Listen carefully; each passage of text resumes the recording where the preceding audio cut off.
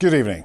Doctors have challenged the Health Secretary to act now to protect GP services as they struggle to cope with increasing workloads. The BMA is warning there is a risk of sleepwalking into the death of general practice, which would increase health inequalities. The Scottish Government says it will continue to invest in the recruitment and retention of staff. Our political correspondent Ewan Petrie reports.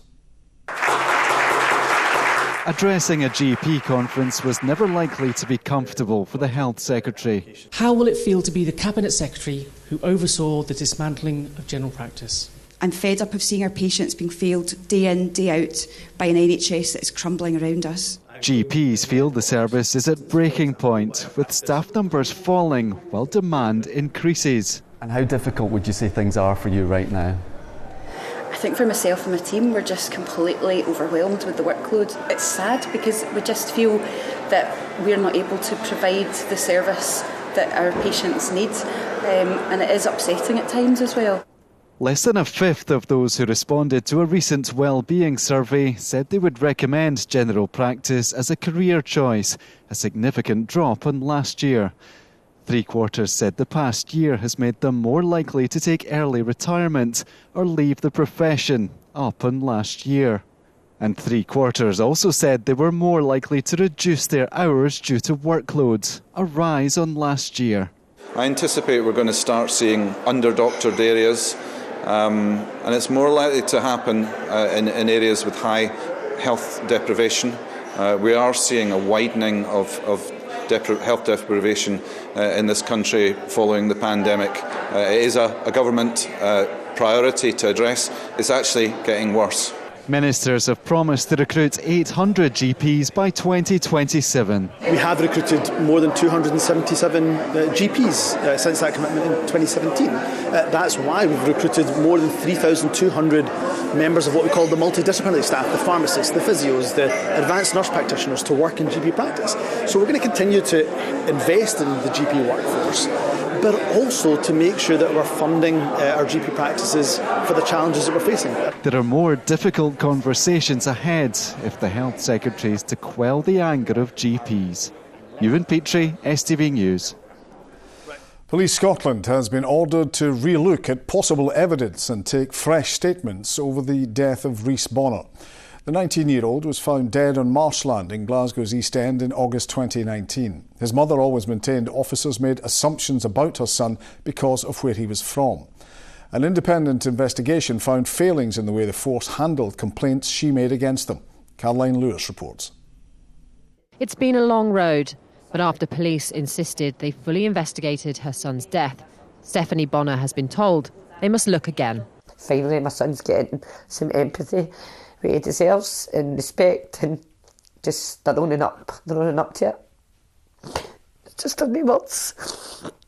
19-year-old Rhys was found on Marshland in August 2019. Police Scotland previously admitted they didn't conduct door-to-door inquiries near where his body was found. Stephanie believes Rhys's death was dismissed as non-suspicious because he was from the East End. I think he thought that maybe he took drugs, he was a drinker, he was this and that, he hung about with the wrong crowd. He was never a bad boy. I think that's what the police thought he was going to be. She made 26 complaints about the handling of the case. A watchdog investigated how those complaints were handled and found shortcomings in 4. One involves Police Scotland's failure to investigate Rhys's final movements, leaving the family to take on the task themselves. The report also noted that a typo led to confusion about the exact location of Rhys's body, and Stephanie may never know exactly where he was found. That's just horrible. It's just eats in me every day. No one just eats every day, eats in me. Stephanie says the result is a step towards justice, but now wants to take her case to Parliament, and she already has the backing of one MSP. They shouldn't have had to go through this, but what has made it worse is the lack of transparency around the investigation, the lack of faith in what happened, and the clinch and the point, I suppose, is that the police complaints system in Scotland is broken. Police Scotland said it would study the report carefully and extended sympathies to Stephanie and her family. But with so many questions still unanswered, she may never know what happened to her son. Caroline Lewis, STV News. Other stories across Scotland, and a former pupil abused at one of Scotland's top private schools has been awarded £450,000 in damages, thought to be the largest such award to a victim. The man, now in his 50s, was abused by a teacher at Fettes College in Edinburgh. The school issued a full and unreserved apology. It's good news, hopefully, for all survivors. I hope that others can take courage and confidence from this case and from other similar cases, because it can be quite a long and daunting process to go through. So to hear stories from other survivors and those who have had successful cases, I think helps others on their path. The former Celtic player Lee Griffiths has been arrested by police investigating alleged gambling in sport. He was one of 3 men questioned by officers as part of a pre-planned operation in the Bothwell, Bonnyrigg and Airdrie areas. They've been released without charge. The First Minister is being urged to refer herself for investigation under the Ministerial Code amid claims of clear breaches of it during the ferries fiasco. The Scottish Conservatives say Nicola Sturgeon broke the code by failing to properly record a meeting and not having a civil servant present. The Scottish Government say that the First Minister followed the code fully. Communities reliant on the Corran ferry are calling for authorities to build a bridge or tunnel to safeguard the lifeline crossing. A consultation is underway to replace the current boat with 2 electric vessels, but residents say a more permanent solution is needed. Nicola McCalley reports. More than 500,000 people a year travel across Loch Linnhe on the Corran ferry. It's a route that's been used for centuries since drovers rode cattle across the waters, but the current vessels are nearing the end of their lives. Highland Council wants to replace them with 2 electric ferries, but residents say they want a fixed link, a bridge or tunnel, with a local poll showing support of 80%. Young people who want to go to college or they're trying to do a job in Fort William or vice versa, coming to work in the peninsula, a book of tickets only lasts them 3 weeks, and how can they afford that? The local authority is running a series of consultations with communities, but people who depend on the crossing say relying on boats costs time and money.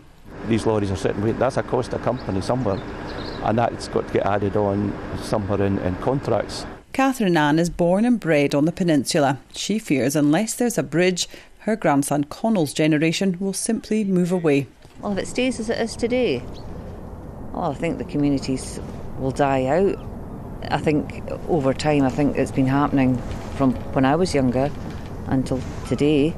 The area's local councillor says a bridge would be ideal, but a lack of money means replacing the current ferries is a necessary stopgap. It's been treated as a Highland Council problem, but Scottish Government have helped other communities.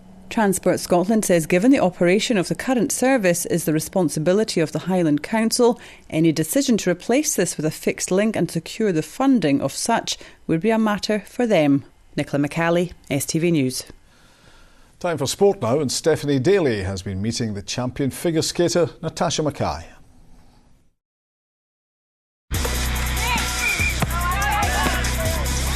Get your fill of the action. STV Sports, sponsored by Papa John's Pizza.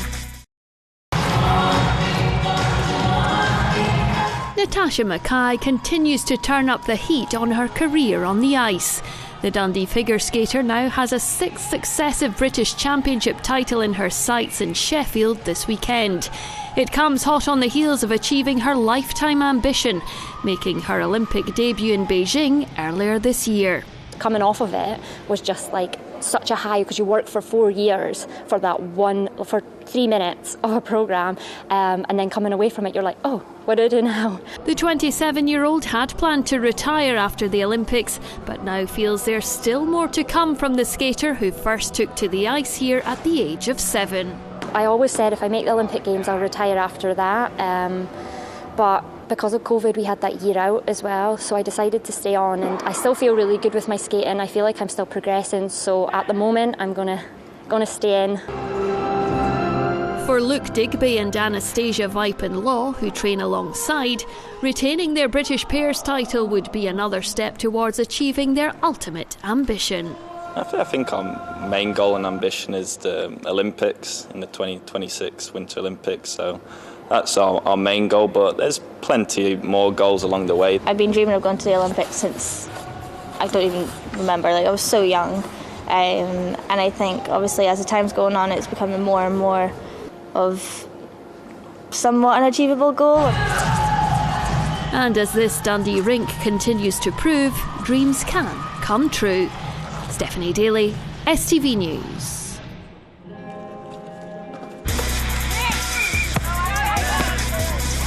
Get your fill of the action. STV Sport, sponsored by Papa John's Pizza. The weekend weather forecast now from Sean. Get set for a wet spell.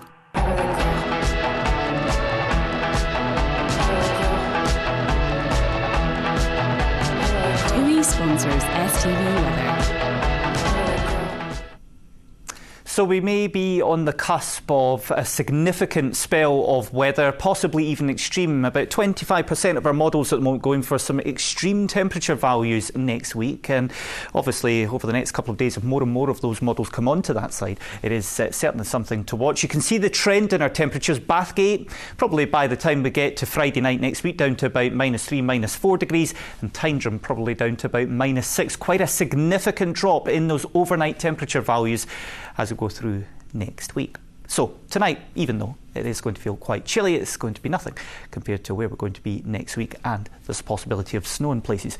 But tonight we hang on to a lot of cloud. Anything that falls from the sky will be of rain. Most of our showers across western parts. Clearer skies coming into the lights of the borders, Edinburgh, Lothians, South Lanarkshire. So potentially a wee touch of frost here into tomorrow morning. Bit of a chilly start to the day here. But it should be a bit brighter tomorrow. The cloud broken up, so we should see some sunny spells. 1 or 2 scattered showers, eastern Fife, East Lothian, but for most of us a dry, bright day. Northwestern parts of Argyll, around Oban, and as we head into Mull, Col and Tiree, here we're closer to a weather front, so we will have more cloud, outbreaks of rain. Temperatures about 7 degrees. A lot of cloud around on Sunday, especially in eastern parts. Temperatures slowly coming down, but the possibility of a much bigger drop in those temperatures next week. TUI sponsors STV Weather.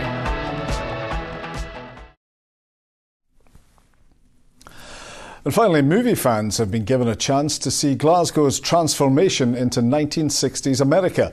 The latest trailer for the upcoming Indiana Jones film has been released, featuring the city in all its glory. It's just the latest film to give Glasgow the Hollywood treatment, as Vanessa Taff reports.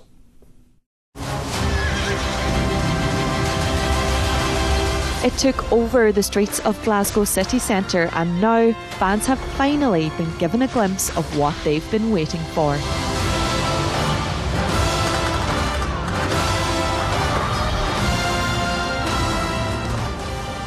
Last summer, the city was taken back in time and transformed into the 1960s. Fans packed the streets to catch a glimpse of Harrison Ford lookalikes on horseback, with star-spangled banners and yellow taxis adding to the spectacle. To have such a massive production filmed here in the city, I think that's only going to be a boost for the sector. And not only that, but with the studios at Kelvin Grove now, so we're not just going to be a destination and situational shot, so we're going to have the afterwork, all the studio work done, and that's really important for keeping really good paying jobs in the city as well. This is the 5th instalment of the adventure series, which is set during the height of the space race. The film recreates a parade for the Apollo astronauts' return home from the moon. Today's trailer has been whipping up a storm with fans so far, and one thing's for certain, it won't be Glasgow's last crusade on the Hollywood stage. It's most recently been turned into Gotham for Batman and the canned Batgirl film. Who is this man? I'm her godfather. Indy's last adventure is set to burst onto our screens next summer. Vanessa Taff, STV News, Glasgow. And that is your STV News for now. There'll be late news and bulletins throughout the weekend. From all of us here, thank you for watching. Enjoy the rest of your evening. Good night.